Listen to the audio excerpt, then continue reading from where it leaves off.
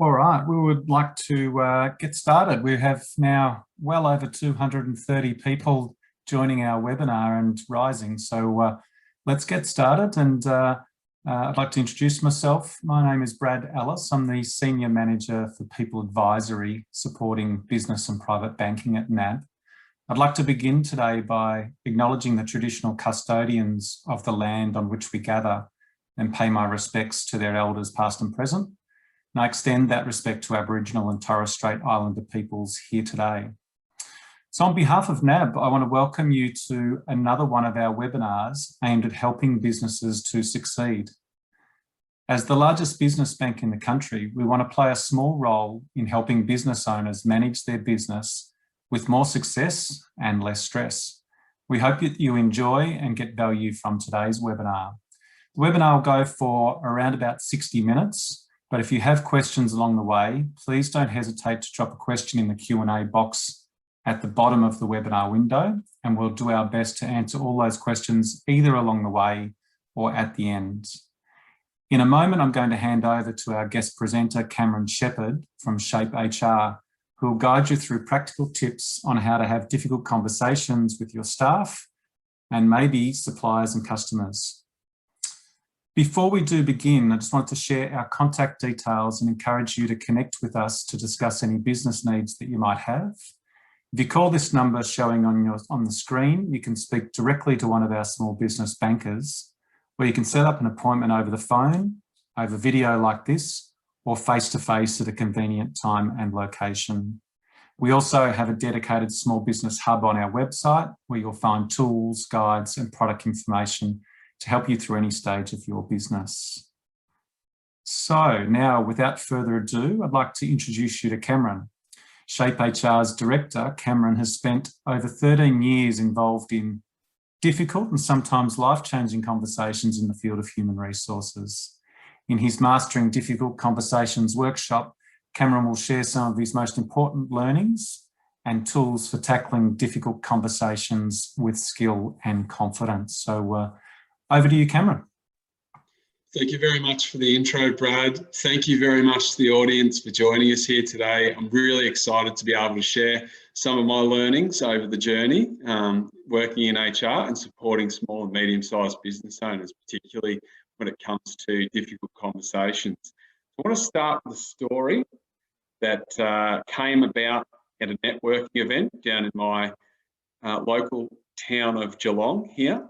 And what happened is that there was a presenter there who was a well-known business personality.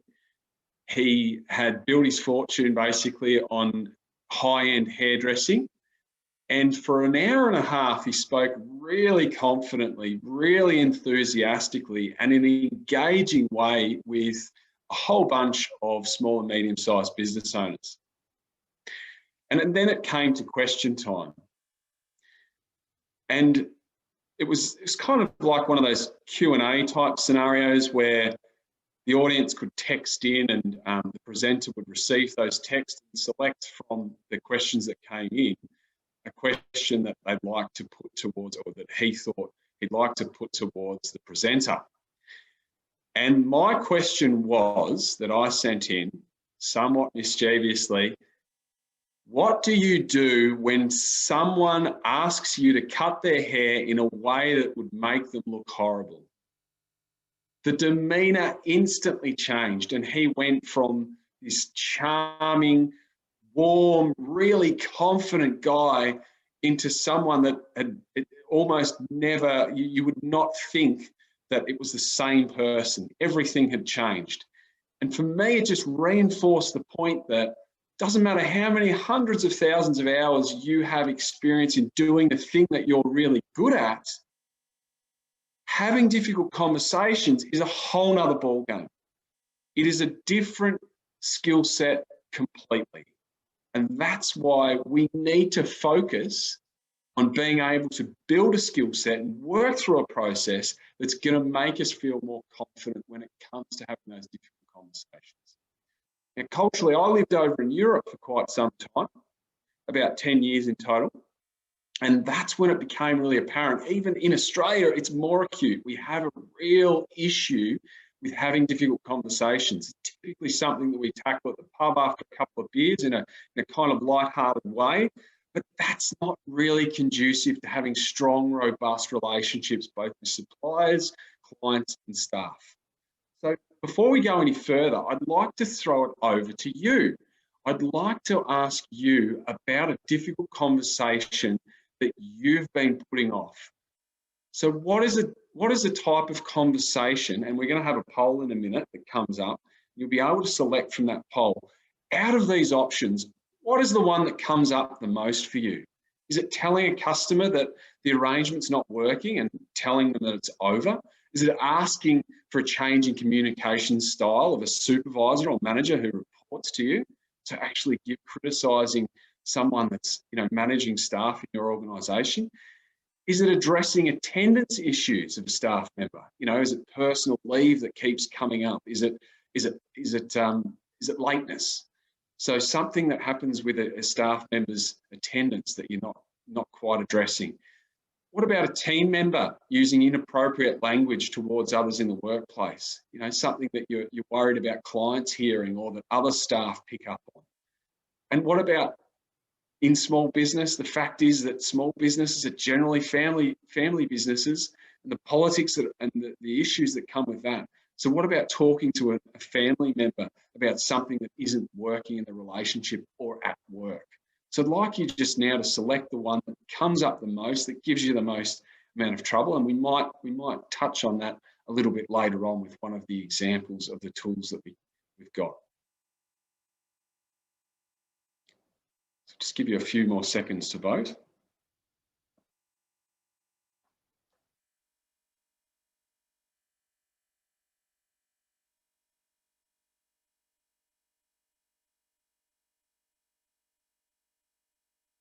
Okay.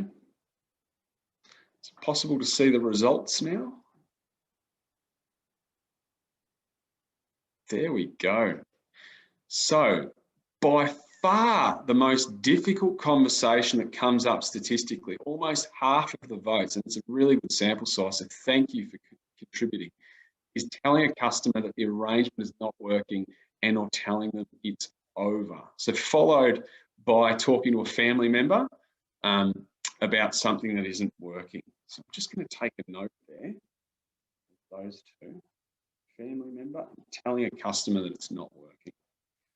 All right, thank you very much for voting there, participating in the poll. Now I'm going to share my screen with you and we'll work through these slides, which we could make available at your request.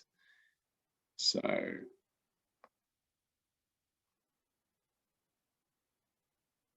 okay, so the things that I want you to be able to walk away from in this webinar. So insights into what makes conversation so difficult. What is it at play? Because if we can name it, we can tame it. If we can understand what's going on and have language for it, that's the first step to being able to address it.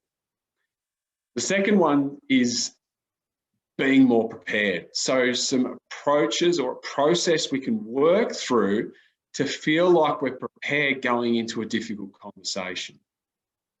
The third and final aspect is, as much as preparation can help the largest sort of portion of the time, there are things that happen in difficult conversations because of the emotion that comes into them, which can derail us. So we've got some really simple, practical tips for being able to keep those difficult conversations on track and regain our confidence if we're knocked off kilter.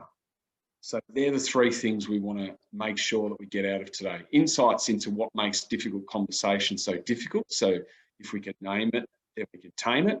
Approaches to making us feel more prepared. So a process to work through for us to be able to feel confident in initiating those difficult conversations, and then tools to keep us on track. So if we get thrown a curveball, how is it that we can regain focus and keep those conversations on track? So what makes them so difficult?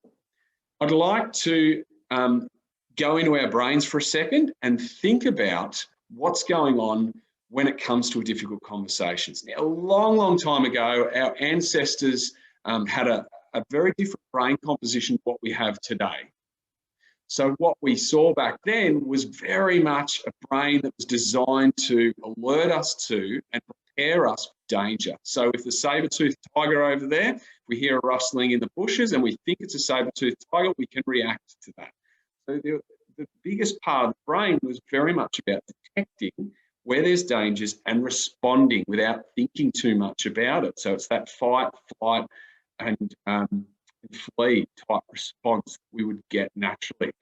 So that part of the brain, the limbic system, the earliest sort of reptilian part of the brain that they talk about, makes up the largest part. There's also emotional centers that associate events with emotions that have happened in the past, so that we can associate things that come up anew and understand them. And then there's a small portion of the brain that they call the prefrontal cortex. The prefrontal cortex is responsible for our comparing, for our planning, for our thinking, all of those, that executive function that helps us make decisions, okay? But the problem with that, folks, is that is 12.5% of our brain, only 1% more than a baboon in comparison when we're looking at the composition of brains.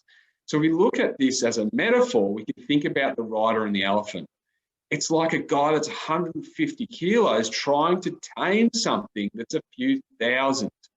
So what happens is, if we detect that there's something like a danger, that old ancient part of the brain, it's up to our rider or the prefrontal cortex to be able to tame that.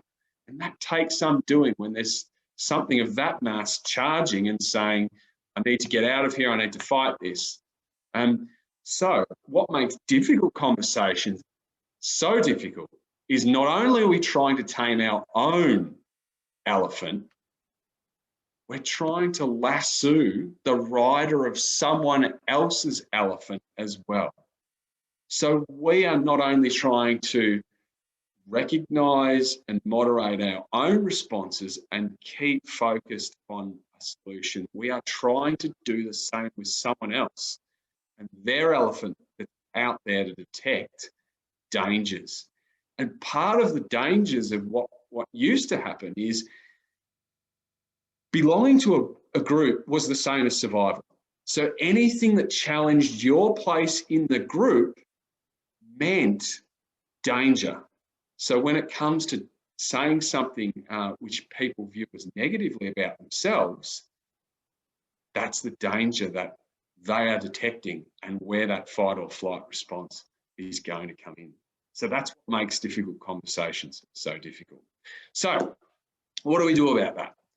Well, we need to prepare. Feeling prepared for what we're going to say and potentially thinking about things that are going to reduce that threat level, reduce the possibility of dangers being detected, are going to help. So what I want you to do as we work through these tools is, and this specifically in the preparation, think about that difficult conversation you've been putting off. So if you've got a pen and a paper handy, please turn it on its side or draw 2 lines so that you've got 3 columns on the page, 3 even-sized columns on that page. And I want you to put at the top of the first column on the left-hand side, I want you to put the words, I need. So the heading of the first column should be I need. The heading of the second and middle column should be we need. So we need is the heading of the second column. The heading of the third column, you guessed it, is you need. Okay. So what we're actually going to do is we're going to start with you need. So we're going to start from that right-hand side for you, which is you need. we're going to think about what are the things that the other person or other group in this conversation may need as part of this conversation that is going to increase our chances of having a successful outcome. So, a couple of things. Where are we going to have this conversation? Is there a location we can choose that's going to reduce that threat level? So is there somewhere, if it's about a negative message, if it's something that could be viewed negatively or could be challenging, let's find somewhere private, away from prying eyes, away from sort of public exposure, to make sure that we reduce that threat level. Is there somewhere comfortable for that person that we can have it on? Neutral ground as one of the options. So where are we going to have that conversation? What is it that when we think about when conflict, we tend to think of it as an all or nothing, a right or wrong. What we need to do, and in order to maximise our chance of success, is thinking about it in terms of attribution versus contribution. So attribution is blame, saying this person, this is the reason things have happened, it's down to this person, for example. When we look at it through the lens of contribution, it's saying both of us have a contribution to make. Both of us have contributed in some way, shape or form to where we're at right now. So for example, it could be, and this is quite a classic one, I could have been clearer in my message. I could have been clearer about our expectations. I didn't specify this at the start. So if we're looking at that customer expectations, I could have told you that things have changed. I could have brought you up to date with this latest change. So thinking about what's the contribution that you are able to give so that the person doesn't feel like it's just you heaping all of the blame on them. So think about what's one thing, now having a note about something that you could have contributed to help.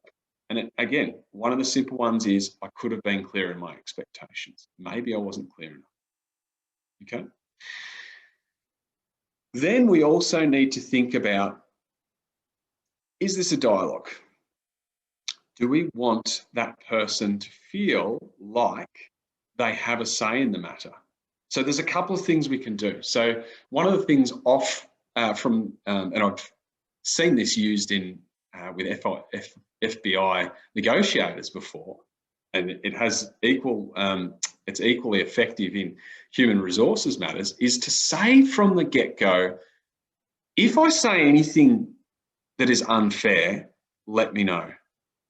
Now, the chances of someone taking you up on that offer are really, really low, but it's saying, I don't want you to feel like I'm unfairly blaming you in any of this. I want you to have a say. So that's something we can say from the get-go is, if I'm saying something that you think is unfair, please let me know. The other thing we can do is say, I'm really keen and genuinely mean it to understand your perspective on this, and go in with a mindset that there may be pieces of this conversation or of this matter that we don't know. We're looking at it from our perspective. So I want to invite you at the end of this to have your say. I want to know what you think about what I'm telling you. So there's two things that we can do that makes it feel more like a conversation and less like a barrage of feedback. So what is it is there anything else that a person needs as part of this conversation? And the other one is, what do they need to be clear on? What do you need from them as part of this conversation? So what's the objective that you need? If it's a behavioural change, if it's an acknowledgement, what is it? So make a quick note of that. All right, so we'll move over now to I need. Now this column, when we fill this in, you can go for your life. No holds barred. Write down everything that you would like as a result of this conversation. Okay, so I'll just give you a couple of moments to make notes about what would you need. So this is the I need though. What would I need out of this conversation? What is it? What are the messages that I want to send? What would I need out of this conversation? Do you need someone to understand something? What are those key points?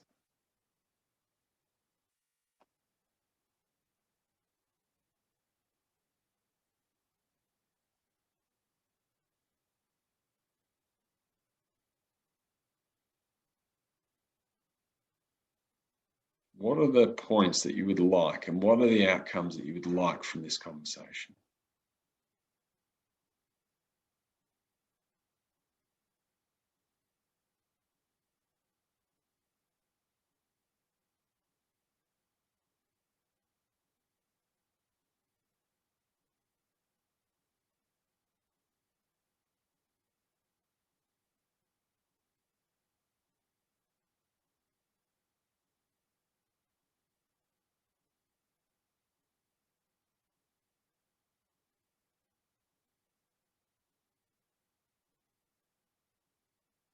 So the challenge now is, and this is where we write everything that we would like to achieve, all the points we would like to say, because particularly if it's a conversation we've been delaying, maybe there are quite a few notes. You know, what are specific examples that we can give?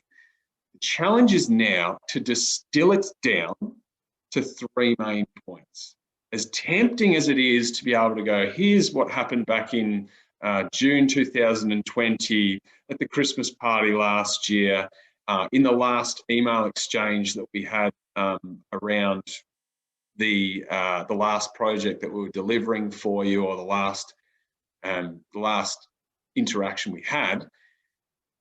Let's distill it down to 3 main points. The reason for that is that the brain doesn't work in a way that we can absorb masses of information and just all of these changes will magically happen. We need to be clear, succinct, have examples, but it needs to be enough to be able to digest it. So if we're thinking about difficult conversations, if you've ever been to a Spanish restaurant, you'll probably be familiar with what tapas is, okay? So it's small bite-sized pieces. That's how we want to be approaching difficult conversations. Not a smorgasbord, not an all-you-can-eat buffet where it's forced down people's throats. It's small bite-sized pieces that we can have, that we can digest.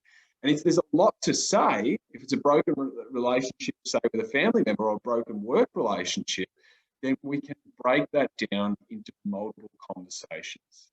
This is the starting point, but we might not be able to achieve everything we want to achieve in one conversation. So that's the I need part. I think it's also important to give ourselves permission to not necessarily have the other person reacting emotionally in the way that we would want them to or expect them to. Because this is new news, it may be confronting.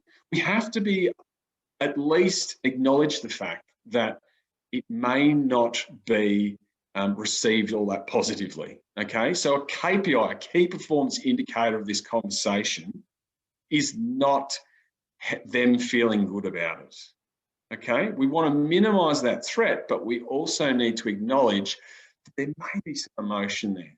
So we shouldn't penalize ourselves if the emotion that you expect is not what you get, okay?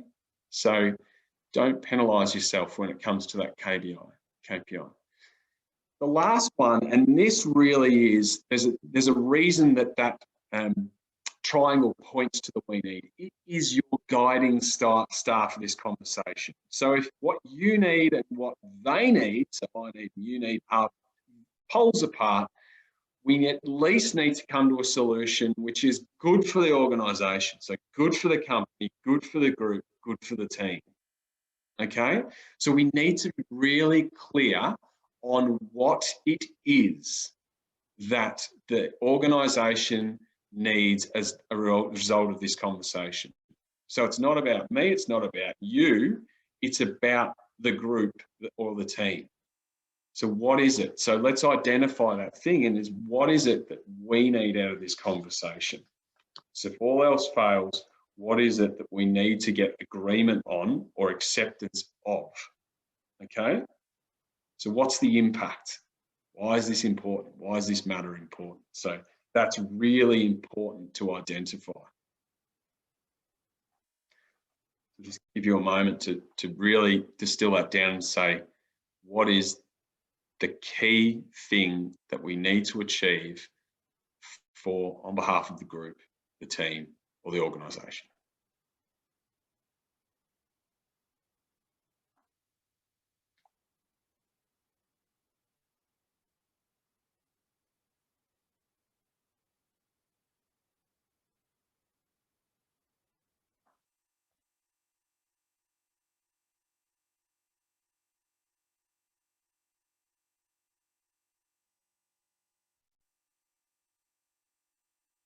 All right, so how do we structure it? What are the words that we need to use? So this does complement just what we did with the I need, you need, and we need really well. You'll be able to see the relationship there as we go through. But if we're thinking about what are the words we need, what are the structures, if we're wanting to broach that difficult topic with a family member or with a client, for example, then we can use this structure. I. So it starts with I. I feel, I think, I've observed. So if we're using the example of a client that we're wanting to break up from, or we want to change the arrangement, it might be something like, I feel like this arrangement has changed from what we originally agreed. I feel like the arrangement has changed. Or I feel like we have different expectations of the service that we are expected to deliver. Okay, so I feel like we have different expectations about the service that we're expected to deliver. So the quote, the cue, is what is a specific example? Quote their words. Okay, quote what you've seen or what you've heard that shows them exactly what we're talking about, where that misalignment is. So I feel like we've got misaligned expectations or different expectations of what we're supposed to deliver, the service we're supposed to deliver. Last week, I received an email expecting delivery the next day. We did not know about that delivery until the day before. So I got an email on Tuesday, whatever it is, 17th. And we were expected to deliver the next day. So specific example. So I think that means you own it. It's not just you're not presenting it as absolute truth. So someone can say, oh, that's, I feel differently, or, I saw something different.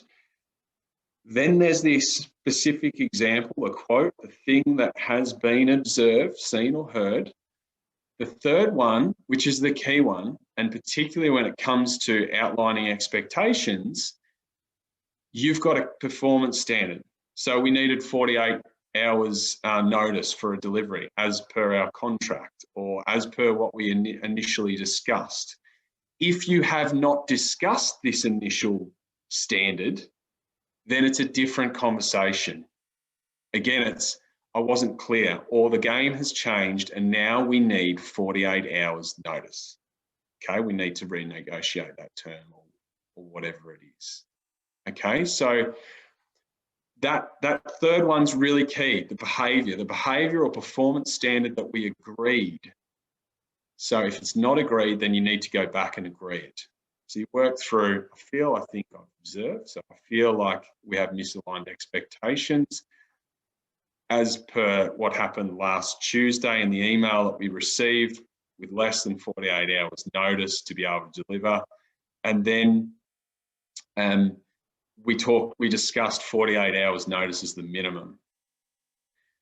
The outcome is that you're upset, you have, we feel like we've let you down, and then our team members feel really ordinary about it, and they don't want to let you down, for example.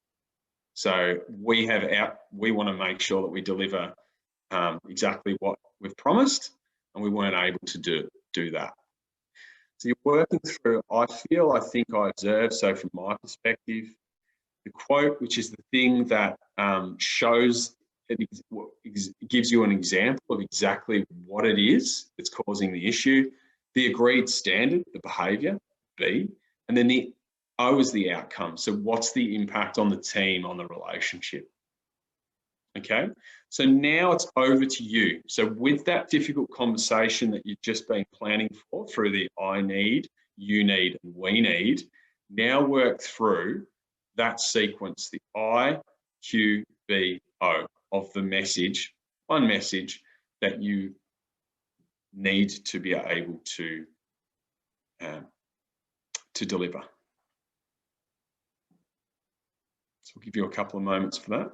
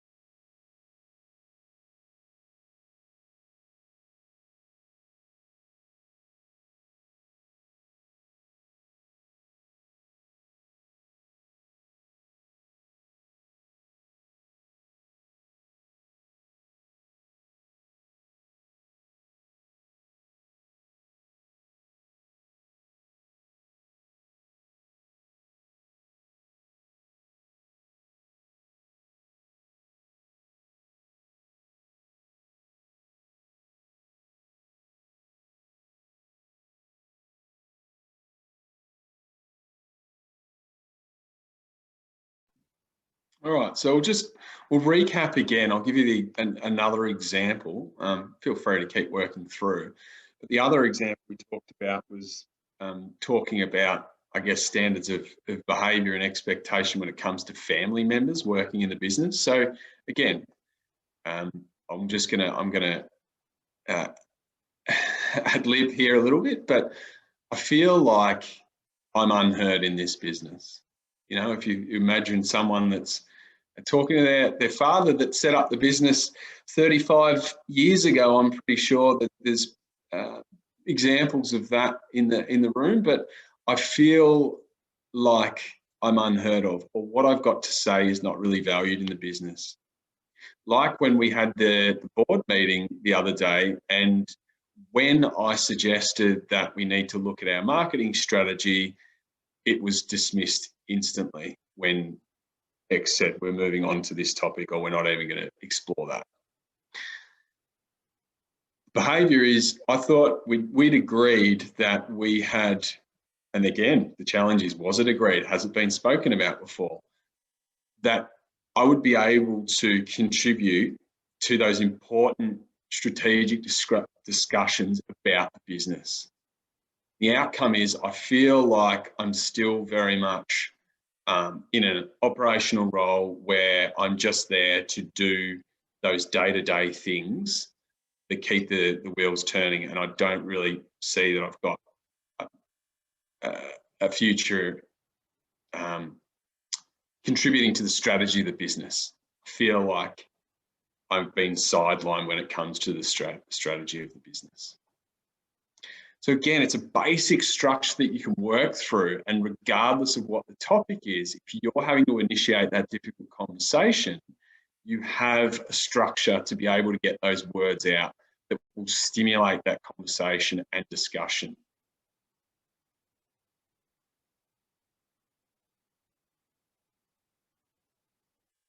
Okay, so I'm going to move on now.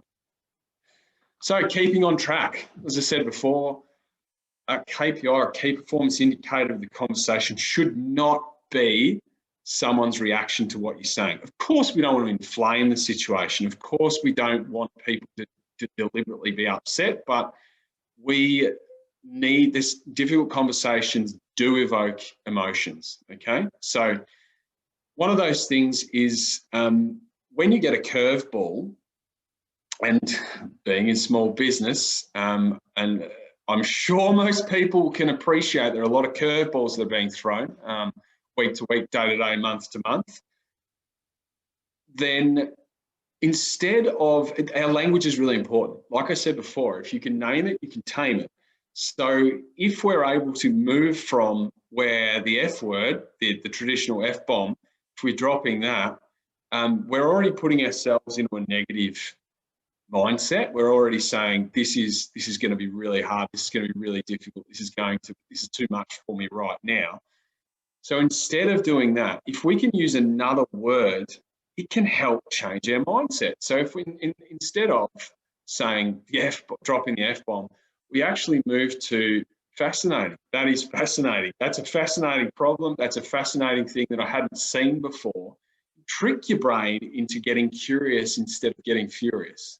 Okay, so think about the words that we use when we get in a situation, when we feel like we've been put in a situation where it becomes really challenging. So the words that we use, that we even say out loud for others, to try and trick us into saying, how can I look at this differently? Because you're catching yourself in the act of being overwhelmed. And so in a difficult conversation sense, that is, what you've just told me is quite confronting. I want to know more about it. Not, I want to shut down and there's no possibility that that's true. It's, how can I get curious? How can I ask more? Okay, because sometimes some people just need to vent to before they work through the point where they're ready to accept something that you're saying. Okay, so again, it's that contribution. What have I contributed to this? And then the surprise yourself is, it's okay. We feel in the moment like we need to have all the answers. As business owners, as leaders, we feel like it's on us to have all the answers. It's just not always possible. So when we go to someone, we've done the preparation, we've worked through the IQBO, and then all of a sudden they say something like, oh, my brother's got cancer. Right? Something that completely changes the whole dynamic of how you've been perceiving that conversation and their behavior up until that point. You need to allow for that and say, I'm shocked. Like, I'm sorry to hear that. Can we reconvene?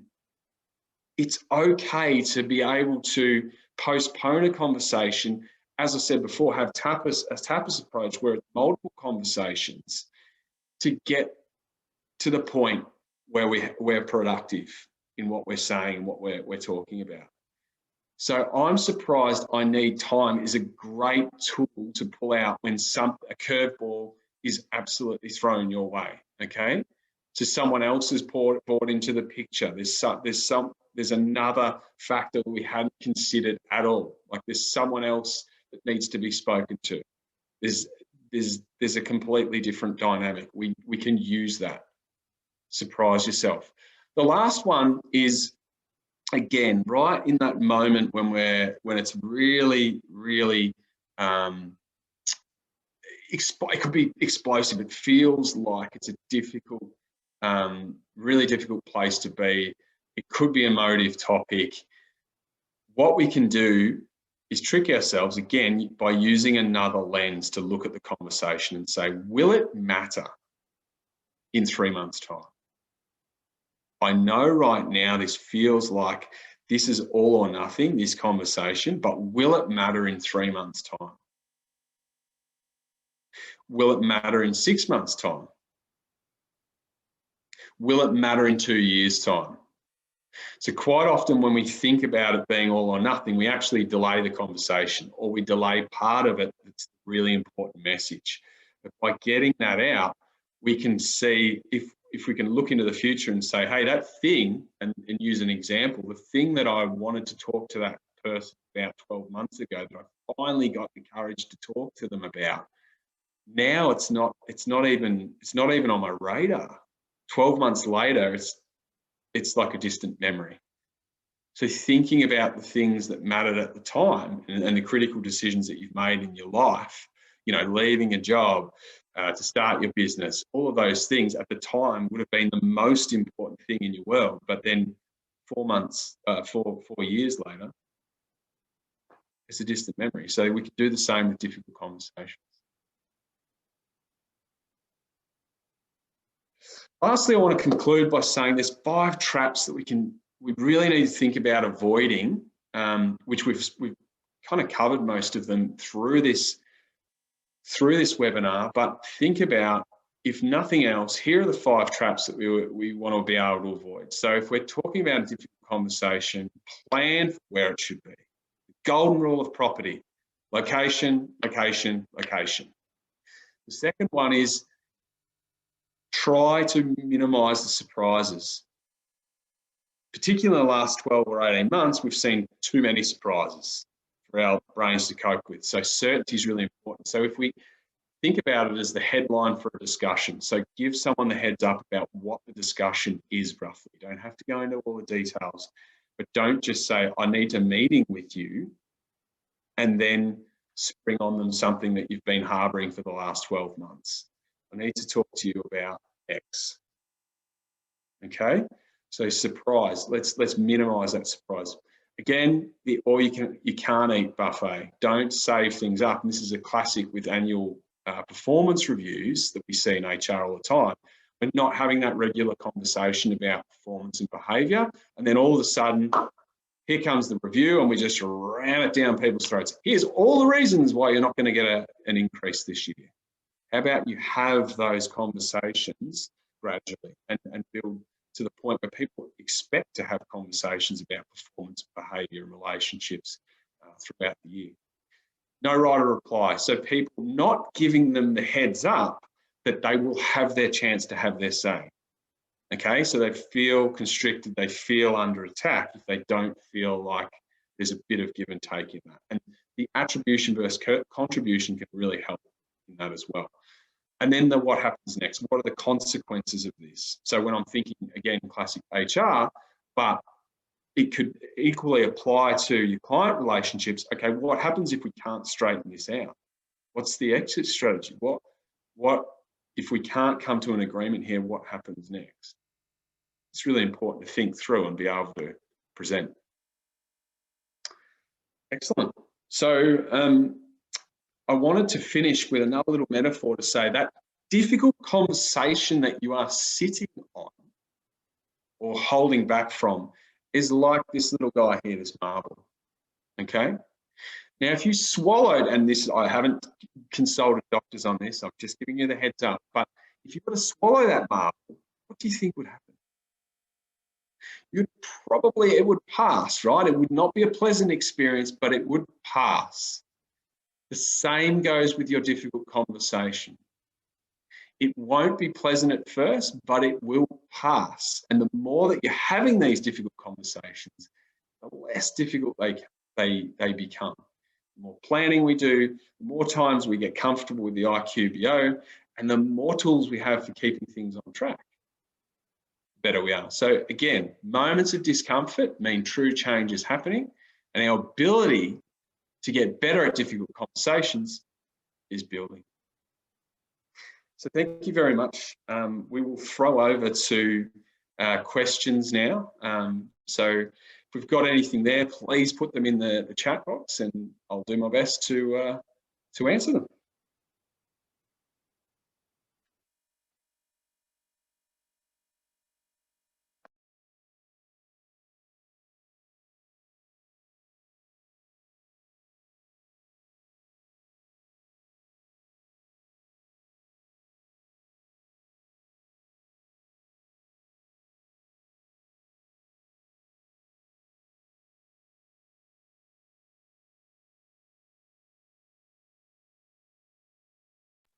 Okay, so there's a couple of questions here.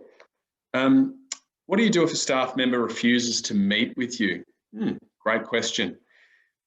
depending on what your agreement is, what your industry is, there may be some stipulations around that. But essentially, in general, refusing to meet with you, if it's, say, a performance or a behavioural matter, can be construed as a reasonable, depending on the matter it's done, of course, reasonable lawful instruction. So if it's just, I'm not going to meet with you, I'm refusing to meet with you, don't want to talk about this, don't feel there's a need, well, that could be construed as a refusal of a reasonable instruction, which could lead to performance management. Of course, this isn't specific advice, it's very general advice. If you want specific advice, it's something that I'd say you speak to an expert about in the circumstances, because things like if they're on personal leave, if there's some other factor at play there, it would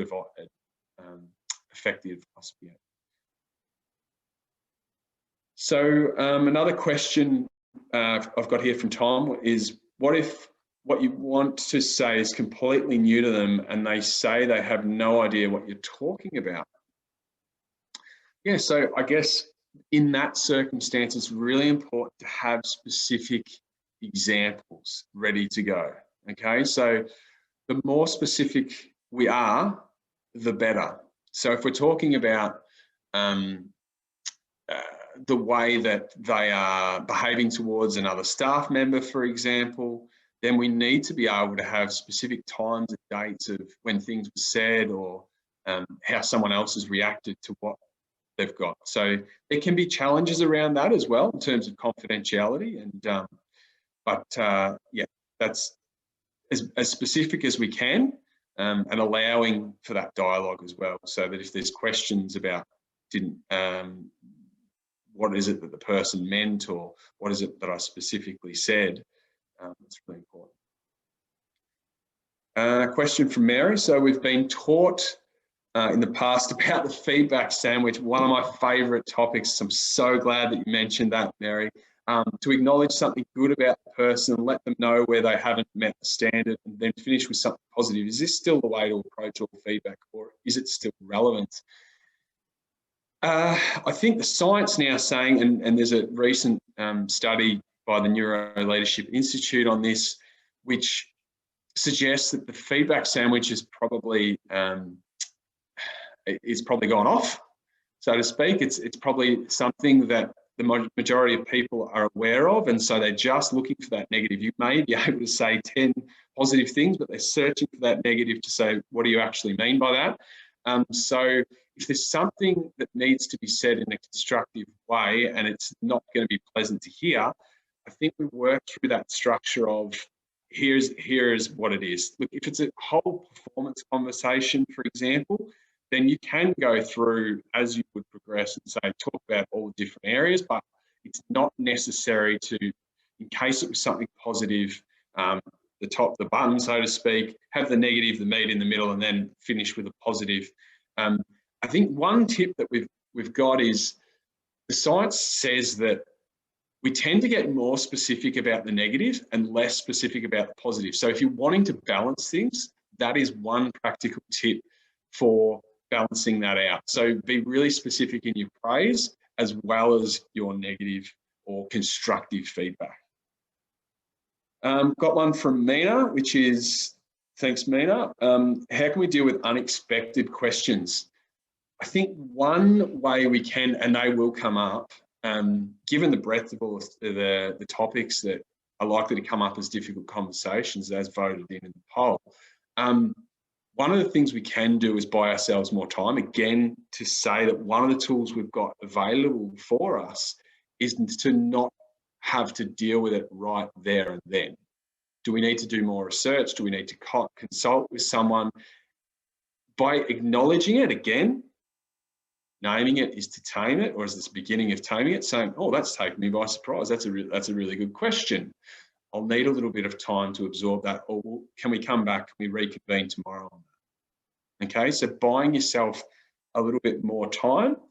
The other thing is to get curious as well. If you think that sometimes people ask questions with what they think is the answer in mind. So they've already got some, they've come to a conclusion themselves.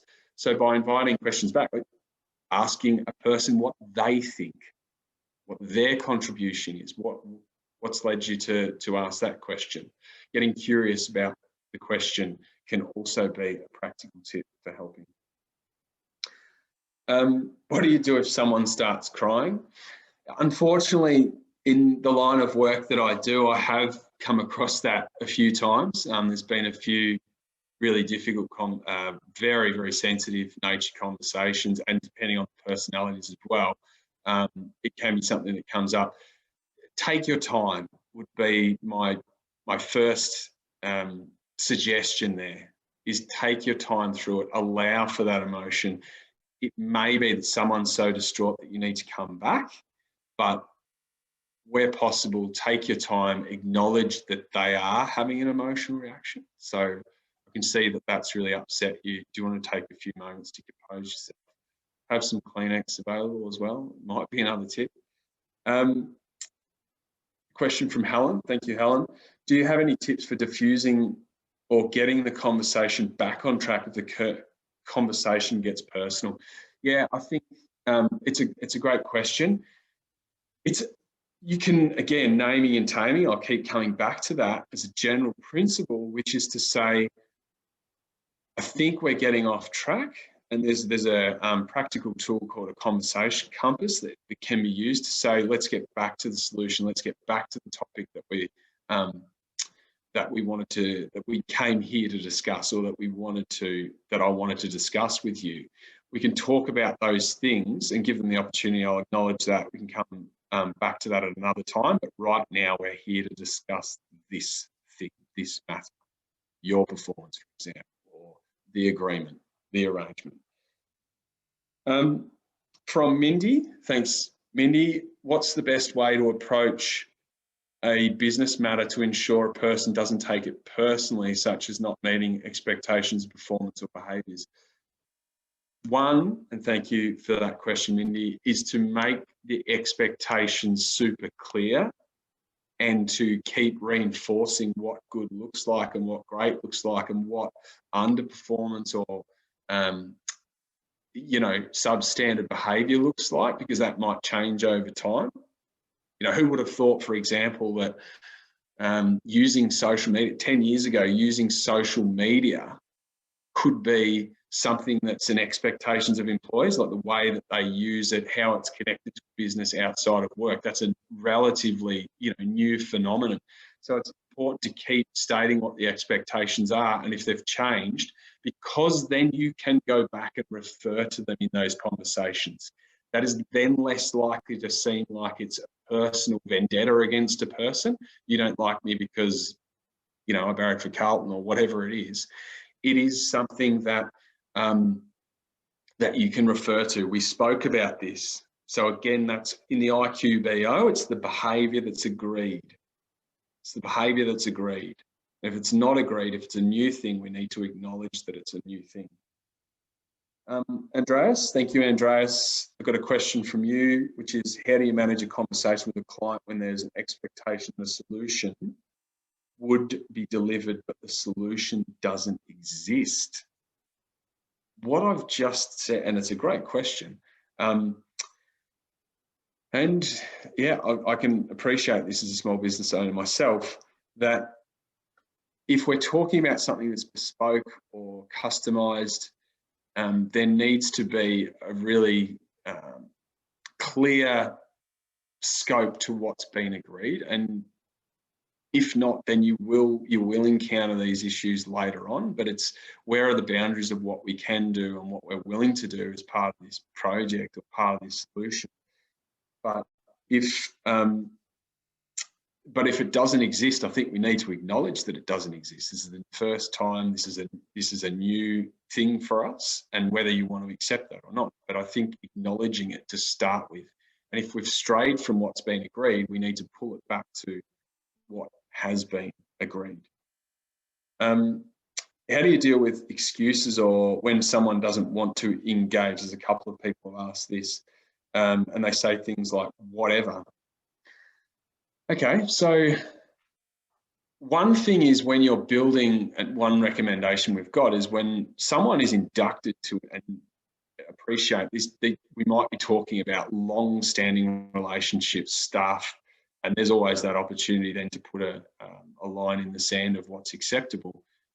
The easiest and best way to do this, I think, is when relationships are new, when someone's being onboarded, we talk about, we have a culture of feedback. We will tell you, we will need you to be able to accept when we point out things that aren't at standard or aren't meeting standard, and we'll tell you when you're doing something really well. So when you do, you know, these here, and craft them to say, you know, if someone doesn't understand or doesn't accept it, the specific words they might use to use it, because if whatever is not going to be helpful, it's not going to be conducive, then I guess the standards still need to be maintained to say, we will need a shift in this direction, and this is what it looks like over this period of time, or else, again, this is being really clear about what happens next. We may have to performance manage you. So we've got to be really clear on the consequences that we have at our disposal and that we're prepared to, you know, utilise if things don't improve. Another one from Mindy. So how do you avoid telling someone, avoid someone calling out as discrimination, offensive or bullying? So we're getting into a pretty technical area there. So again, it's very general advice. It's making clear that there's a process for complaints and really showing what they should look like, as opposed to if there's no clear definition, if staff haven't been made aware and there's not been any training for both managers and staff around how it's handled, what it looks like, then this sort of thing is likely to more likely to come up. But also that if there is a genuine complaint, here's how it's handled, and having a process for that. But part of that may be that there is a process for when claims are really falsely made and made without